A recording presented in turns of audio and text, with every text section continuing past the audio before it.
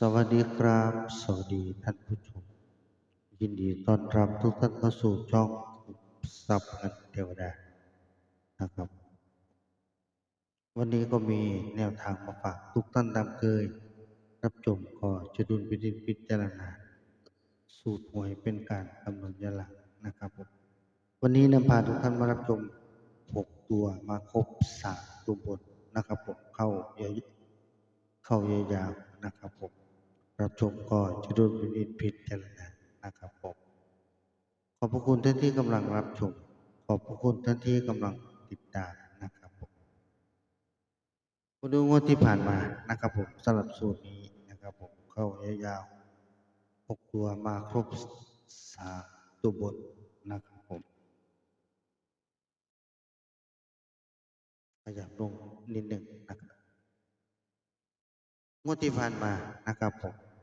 งวดที่ผ่านมานะครับผมก็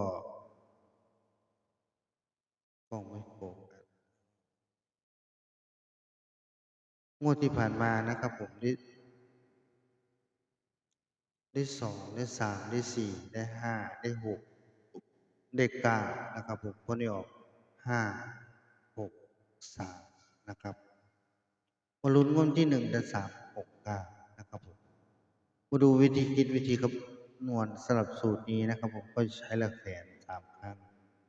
หน่วยล่าง2 ครั้ง100ครั้งที่1 3 ครั้ง10ครั้งที่1 1 ครั้งหน่วยครั้งที่1 1 ครั้ง100ครั้งที่2 1 ครั้งหน่วยครั้งที่2 1 ครั้งใช้10ครั้งที่3 3 ครั้งหน่วยครั้งที่3 1 ครั้งจะใช้หน่วยครั้งที่4 3 ครั้งบวกด้วย1 คงที่คนบวกก็ได้เลข7นะครับ7บวก1ได้8บวก1ได้9บวก1ได้0บวก1ได้1บวก3ได้4ก็รบผลงวดวันที่1 เดือน 3 6 96 ตัวมาครบ3 ตัวบนก็ขอให้ทุกท่านโชคดีสวัสดีครับ